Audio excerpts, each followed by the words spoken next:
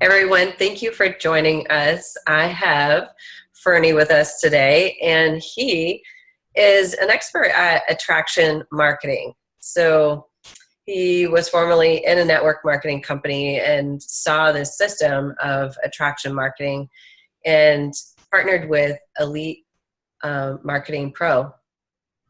And he is here with us today to help us understand not only like how to attract the perfect client to us and asking us for our services, but also understanding how to put that on automation, because a lot of us, bought into time freedom, and this type of system will allow that. So welcome to the show, and we're happy to have you. Yeah, thanks for having me, Lisa. I'm really happy to be here. Awesome. Can you tell us a little bit about yourself? Sure. I mean, how early do you want me to start? As far back as you want to go. Well, I was born in Los Angeles, specifically East Los Angeles. I was born to Mexican-American immigrant parents. So my background is I didn't speak English until I was actually 5 years old, until I actually started school, because my parents didn't speak English, so that's why we spoke in the house. And I even though we grew up poor, what you call poor, and I grew up in a very happy family, so I have no complaints in terms of my family life, how I grew up. I had great parents, great role models, and did really well in school. And long story short, as far as the school part is concerned, I was able to. I guess I was accepted to the Massachusetts Institute of Technology, so MIT. So I studied engineering at MIT for 4 years with the most brilliant people in the world, and that was a very humbling experience. Going from being the number one guy in your class to being at the bottom of the barrel in that environment. But it taught me a lot. I learned a ton about just about every aspect of life, including sciences and engineering, which is why I was there. And so I had a great time at MIT. And the interesting thing, so even though I love my experience there, when I got there, because it's such a prestigious school, I was kind of sold the dream. I was told, you're set for life. You can pretty much write your own ticket, as a result of being here. And so, unfortunately, when I got out of MIT, when I graduated and went to work in the aerospace industry, I just realized that I just had a job just like everybody else. Mm-hmm. Unless I kind of did my own startup and went to Silicon Valley, I was kind of destined to kind of live the life that every other employee would live, is the 9 to 5, going through rush hour traffic in the morning and the afternoons, and kind of living that existence. And for me, there's nothing wrong with that if you're truly happy in what you're doing and you're fulfilled. I just wasn't fulfilled. I wasn't happy being an employee. I wasn't happy as an engineer, and I certainly wasn't happy waking up in the morning and sitting through traffic. And so I immediately knew I needed to make a change. And for the next few years of my job, I was trying to figure out, what do I do? What else do I do? And I kept defaulting to going back to school, get another degree, all this stuff. And that's kind of like how the brainwashing works. And then as I ended up going to grad school, and at grad school, I met a person who ended up introducing me to network marketing for the first time. And so even though I had heard about network marketing, I didn't want to be involved in network marketing.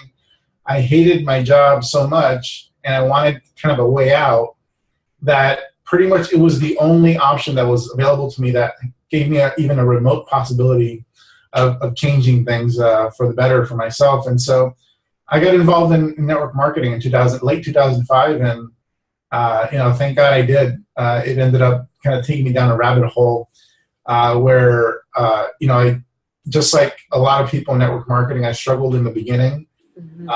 I had some successes also, but I just ran into the same issues that a lot of network marketers run into with regards to dealing with rejection, friends and family issues. So those, objections from the people closest to you, and the fights that go along with that, the arguments. And so I even though I was starting to have a lot of success in network marketing, doing it the traditional way, home meetings, hotel meetings, all that, I realized that, especially with my engineering background, it was way too inefficient and took way too much of my time, and it wasn't wasn't process oriented. It wasn't systematic. There was a lot of hype and very little training that was done in the particular company and organization I was with. And that led me, somehow I ended up on the internet and found a website called Magnetic Sponsoring, which is now a book on Amazon. And that was the first, that was my first introduction to attraction marketing and actually building a network marketing business on the internet. And 2 years after discovering that information and being mentored by Mike Dillard and my now business partner, Tim Irway, and it was his business partner at the time, I quit my job in 2008, and 2009, by 2009, I was a six-figure income earner in my particular direct sales opportunity. I had left my previous network marketing business because they just weren't open to attraction marketing, and I've just been growing ever since. And 2012 was the first time that my accountant said, "Hey, you made $1.1 million this year." I was like, "Wow!" Yay! That's pretty cool. And then just been growing my business ever since. And over the past 10 years, including network marketing, direct selling, and affiliate marketing, and my own products, my own coaching products, I've been responsible for over $11 million in gross income into my own businesses. So it's been pretty cool. And so I now pretty much devote myself to helping others, learn what I learned and achieve what I've achieved, following a similar mentorship process that I went through here at EMP. I love that. I guess what I love about your story is that you can start from where you started from and get to where you are today. And I think that would offer a lot of hope for the listeners of, just by applying different things that you learned. I mean, we were all taught to go to school, get a good degree, go get a job.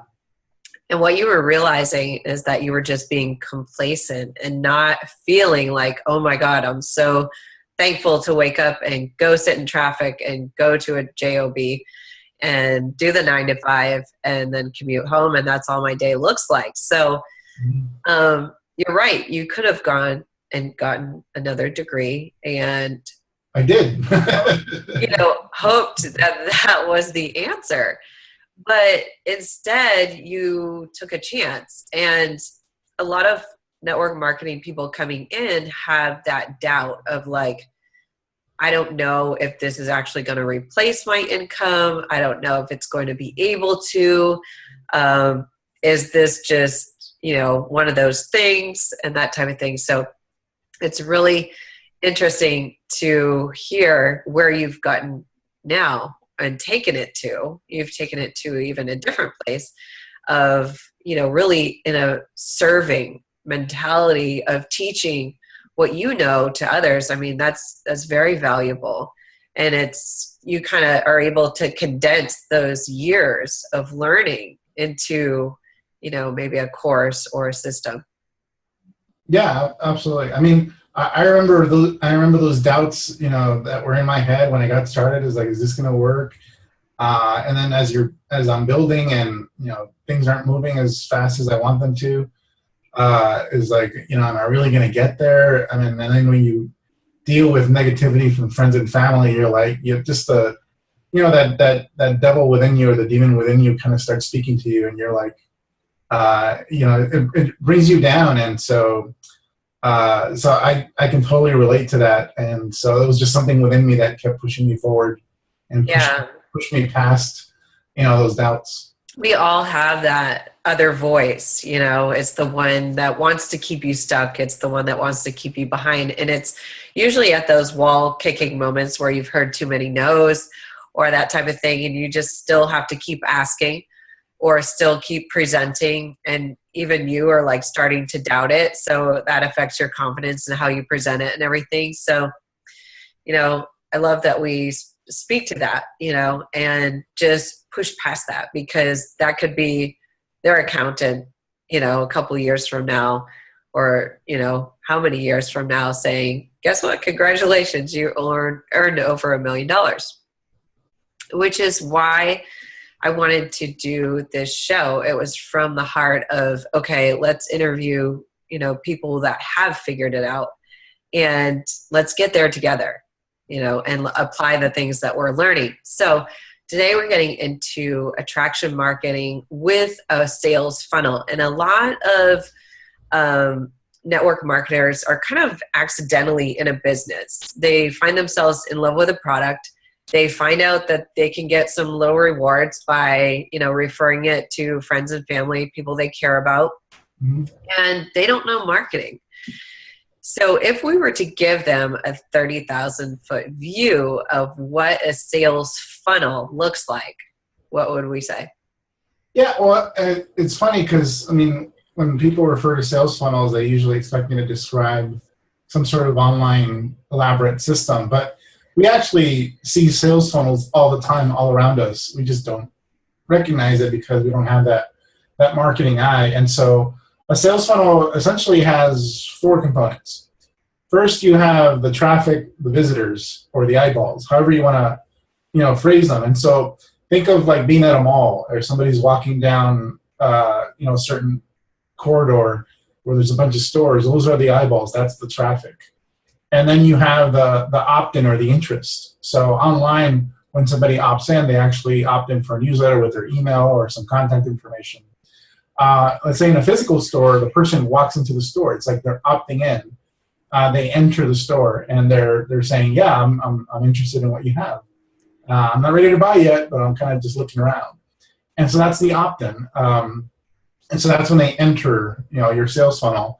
And then there's at some point in between the opt-in and the purchase, there's the rapport building or the relationship building. And this can be analogous to a conversation that you have with somebody at the store, a representative at the store, somebody that works there who's helping you with something, or maybe you have a certain problem. Maybe the store you walked into is Home Depot and you have a hole in the wall and you want to know how to patch that hole up, and so that person kind of guides you through what you need in order kind of to patch the hole or drill a hole or whatever it is. And so you have that conversation, and then based on that conversation and rapport, you end up, there's an offer that's made and you end up buying. So that's a sales funnel. That's essentially what I described as sales funnel. It's all around us. Online, fundamentally we have, those same 4 components. We have traffic. We have somebody that is requesting more information through an opt-in. And then we have the relationship building, rapport building that can happen a number of ways through email marketing, can happen through social media, can happen through video, can happen through blogging, etc. And then there's an offer that's made, usually in one of these funnels, and somebody makes the choice to buy. Sometimes rapport building doesn't have to be very elaborate because that person knows exactly what they're looking for and they're ready to buy.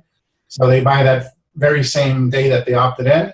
Sometimes it takes them a little while to, get familiar with you and comfortable with you and know that you're not going to rip them off. And so that's the importance of an effective email marketing campaign, blogging, social media, Facebook Lives, all that stuff that kind of creates that relationship and builds the value so that person feels comfortable investing. And so, yeah, for me, that's essentially what a sales funnel looks like, online and offline.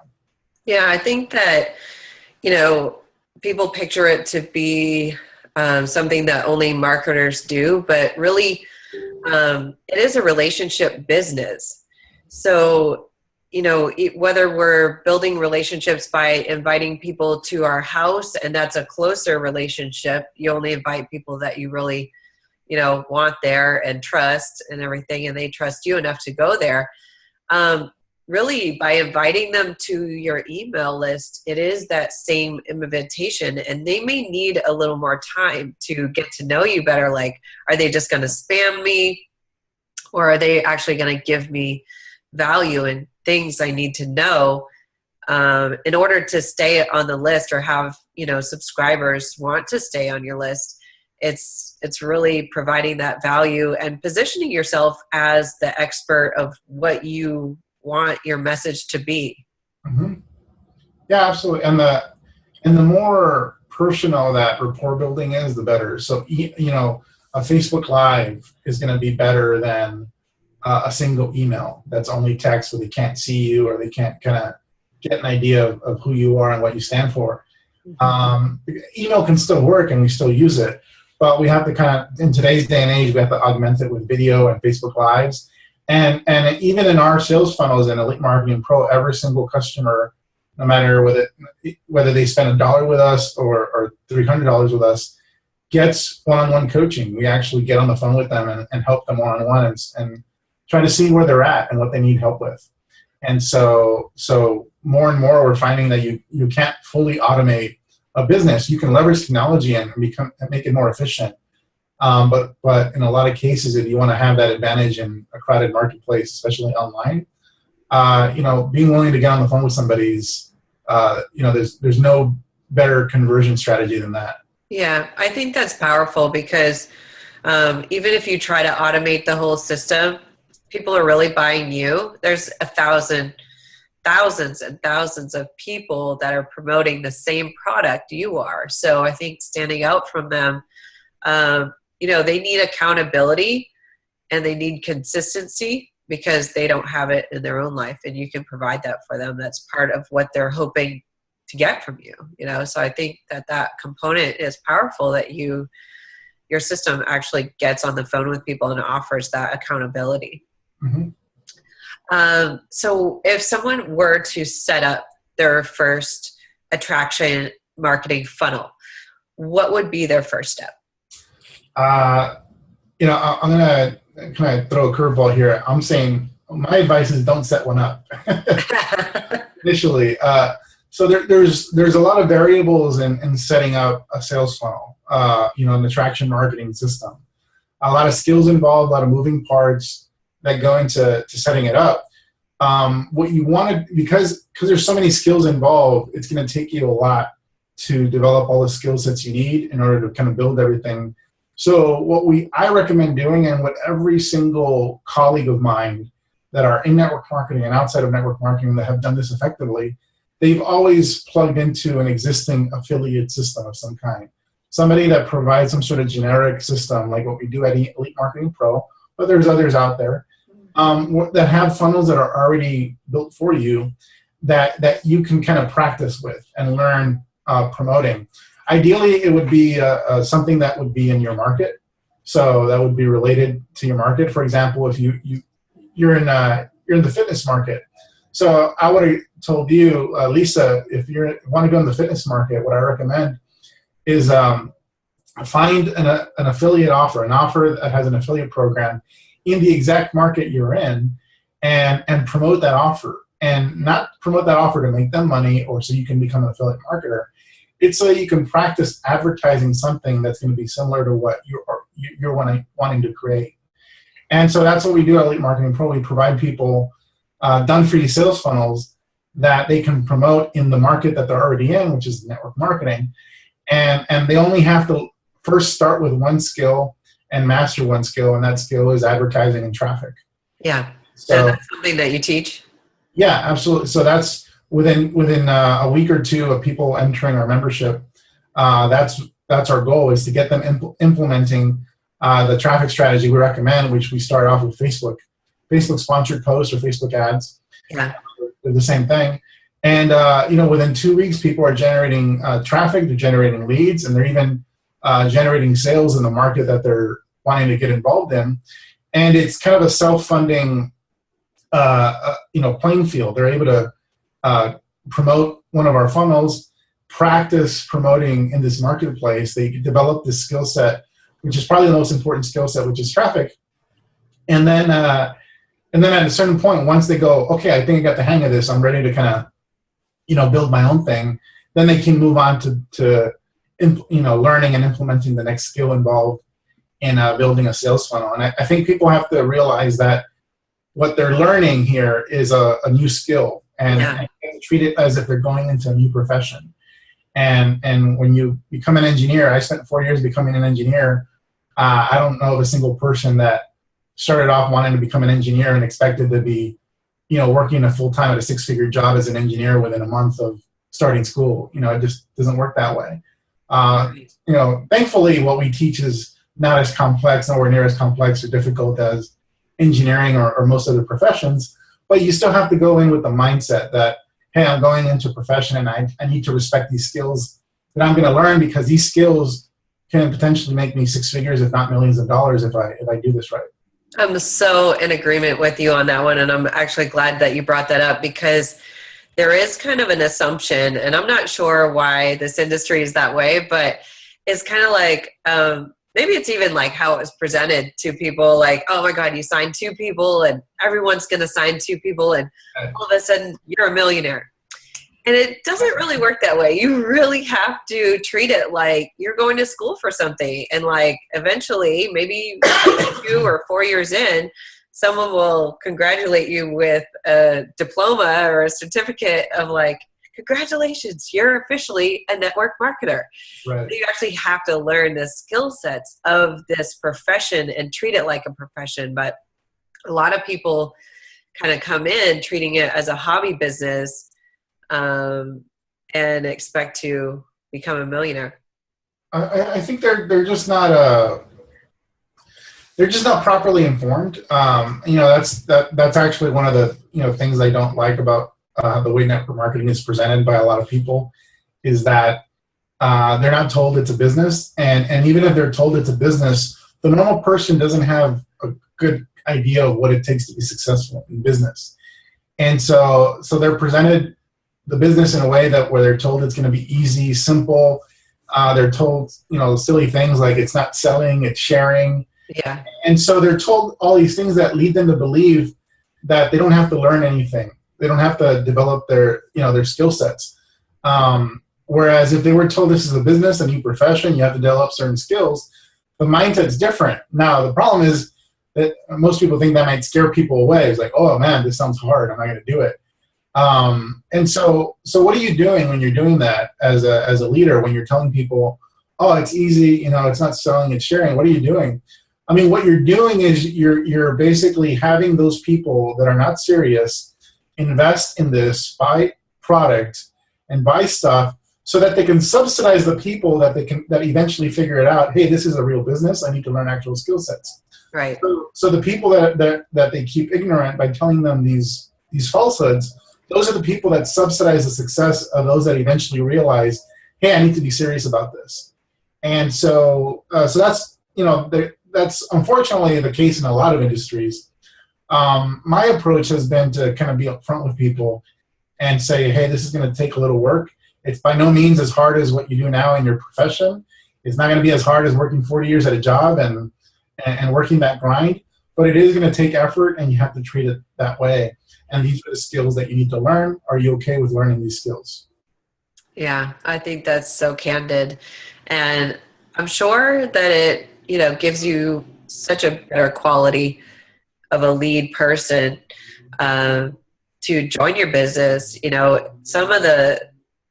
guess when I figured out that you don't always want everyone to join your business, it's very freeing to think that way. Like, you don't want to drag someone through it who really is like kicking and screaming, like, I don't want to do this and that type of thing. Just have them be a product user.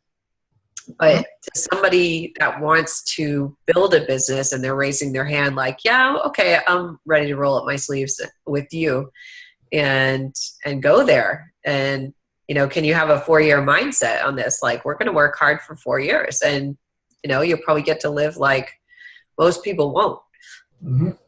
So going back to Facebook ads and trying to attract that perfect person. So we're not wanting to attract everyone. I think that if, the listeners were able to have a mindset shift of like, oh my God, my product is perfect for everyone, or my business opportunity is perfect for everyone.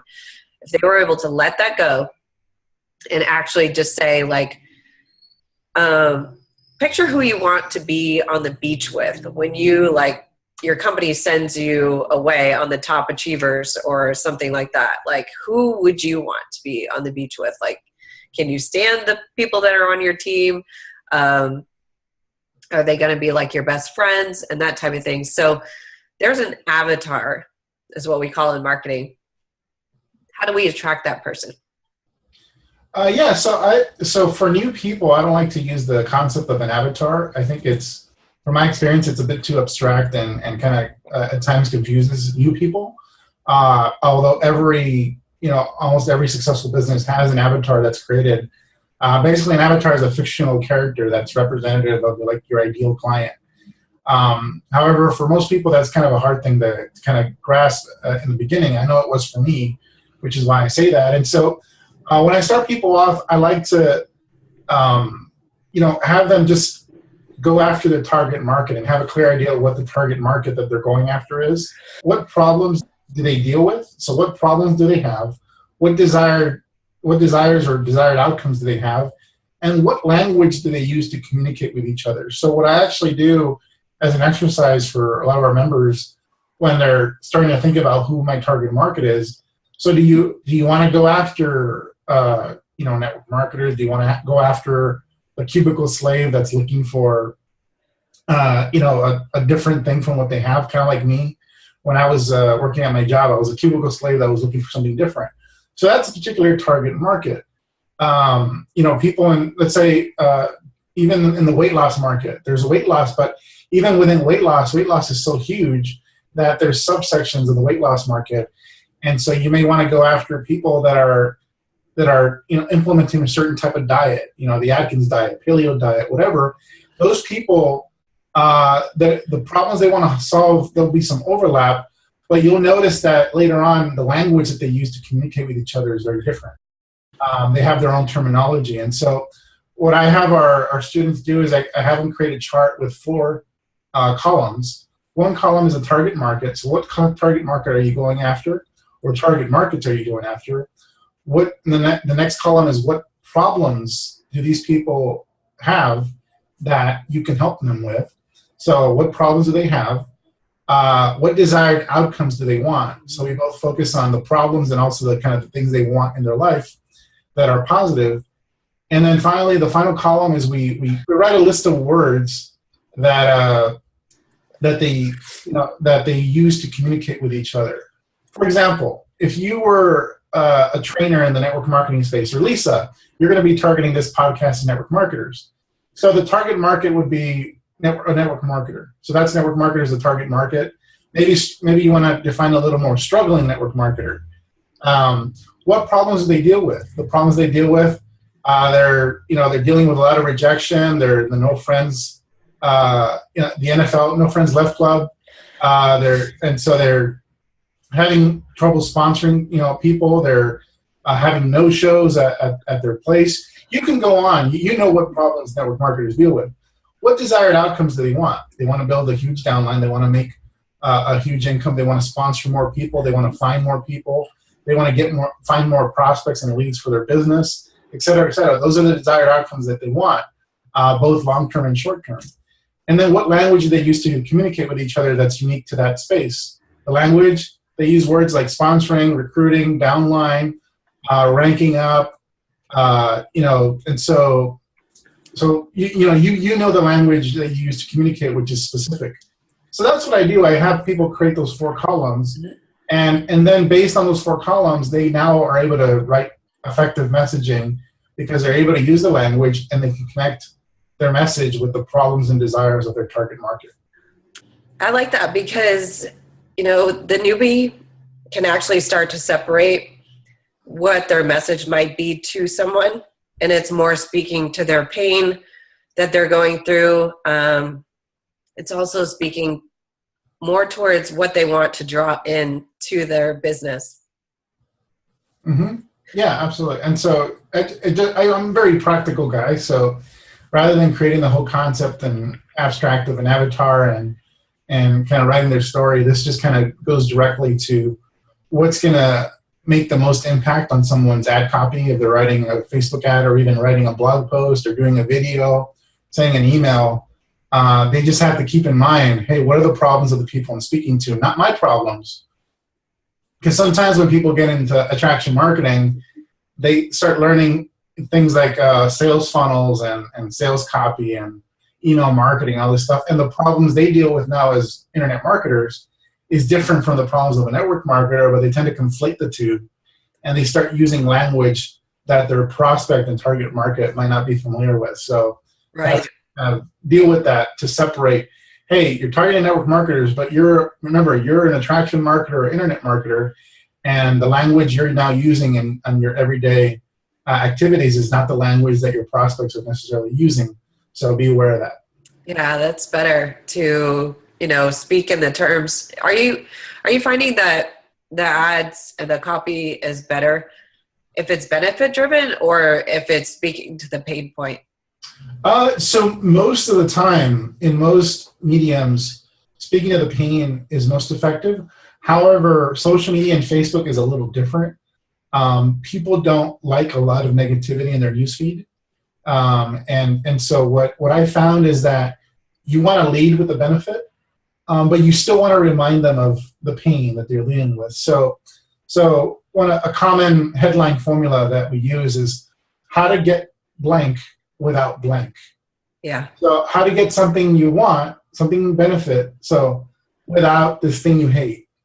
And so how to find more prospects and leads for your network marketing business without cold calling or recruiting people at malls. That's the formula we're using there. And so we're simply taking the exercise that I just walked people through, the list of problems, the list of desires, and we take that headline, how to, grab one of the desires, put it in the headline, and how to benefit without, and then find one of the problems, grab it, put it in the headline, and then you have your headline right there. Your message is how to get something good without this bad thing you don't like. Yeah, that's perfect. And really, when people do a Facebook Live video, that is copy because people can search for that video under that type of thing. So they could almost use the same type of thing for a Facebook Live and then turn that into an ad to attract more people, correct?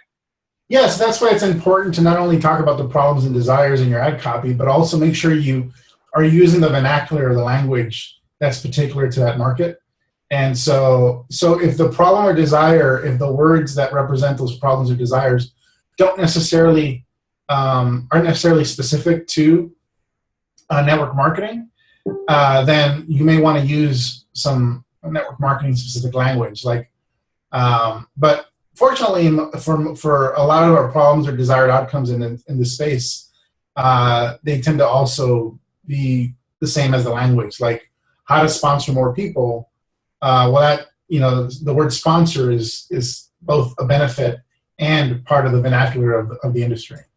Yeah, I think that's important to keep in mind when, it's an investment to place an ad and get more leads and that type of thing.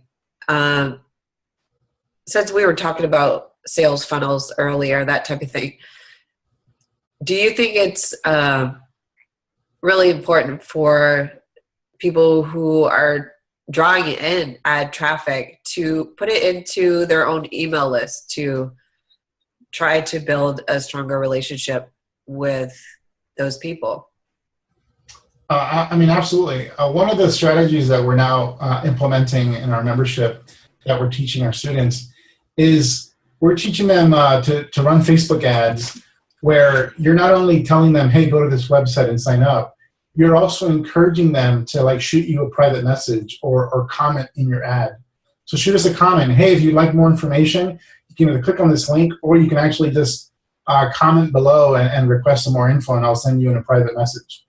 And it seems like a lot of people just want to have that direct interaction and kind of cut through the other stuff where you're clicking through different stages on a website. And so it's actually becoming very effective. So one of the strategies is to, hey, comment below and tell me, yes, I'd like more info in the comment below and leave a little heart emoji if you'd like to have a video chat with me. Something like that simple is getting people to actually go, yes, I need more info. And then they do a little heart emoji.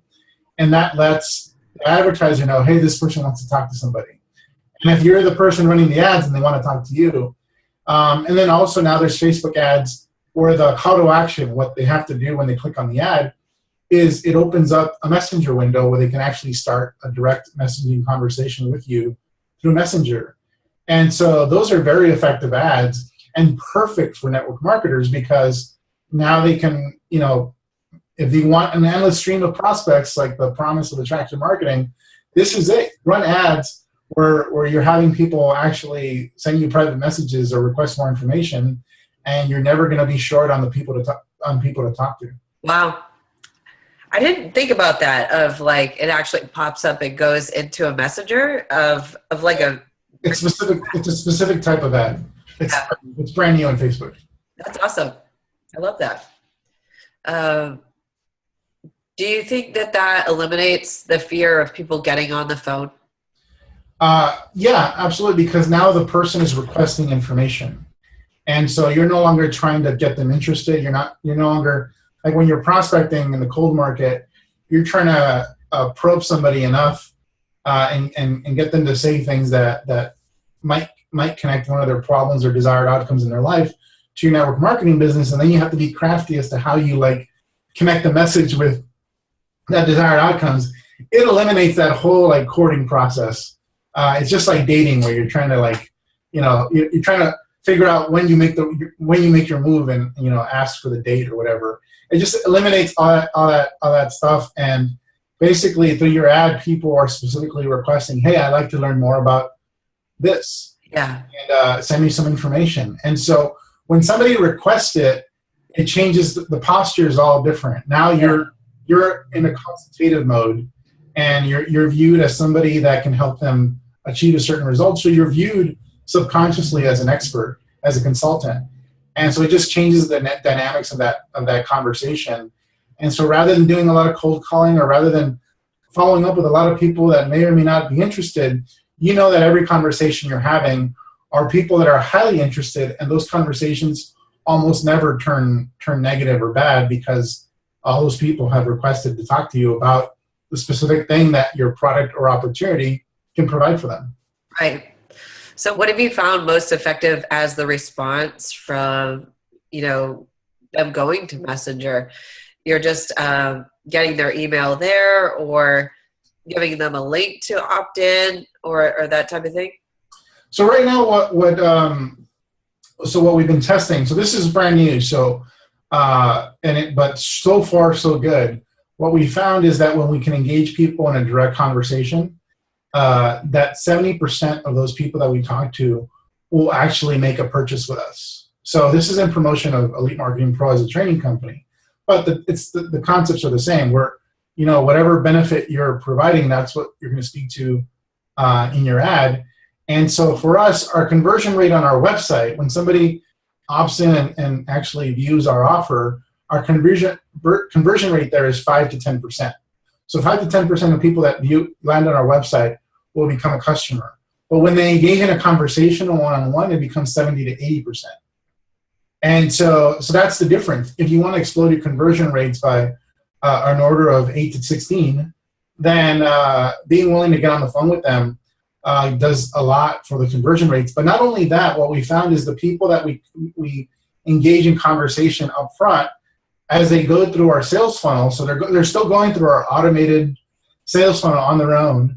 As they go through that, they're more likely to invest more money later as they see the value of our other programs, because there's already that rapport and that trust built in. So it takes a lot less marketing and selling to get them to upgrade their membership, to get them to become a higher level member with us. And so it just all around, when you have that initial conversation with them, it actually improves conversion rates deep into the sales process. And when we talked about funnels earlier on this podcast, the prospecting process for recruiting somebody into network marketing business is a sales funnel. That's a sales process. And I know it's not, people are not told that's what it is. When they're told silly things like it's not selling, it's sharing. It actually is selling, and that's okay. And there's an actual process, stages that people go through as they move towards becoming a customer, a rep, and even a leader in the company. And that is a sales funnel. So by being willing to kind of have these conversations up front with interested people, very likely those people are not only going to join your opportunity, but they're more likely going to be producers on the back end. And so that's what it's worth to have those initial conversations and not automate the entire business. So what would you say to the person who replies, I can't sell anything? I'm not a salesperson. I mean, you're not now, and that's okay. And I have no formal training in sales, yet I get on the phone with people almost every day, and I'm able to close people on packages that range from $10,000 to $50,000 over a 30-minute conversation. Why is that? Is because before that conversation even happened, there was a lot of rapport that was built. And there were a lot of conversations that happened before then. And so bottom line is you want to learn a process, but that process and the messaging in that process can still be genuine. You don't need any heavy-duty sales training. You just need to follow a process that's been laid out for you that's proven, and then just make sure you hone in on a few key points during those conversations, and that's going to lead you towards success. You need training, and you need sales training, but don't let the word sales fool you. It's not the schwarmy, scheming type of sales strategy. It's not the door-to-door guy. If you're willing to help people, and you know your product can help people with their particular problems or desired outcomes, then you're like 90% of the way there. The 10% is really learning a simple process that's laid out for you, and then you're good.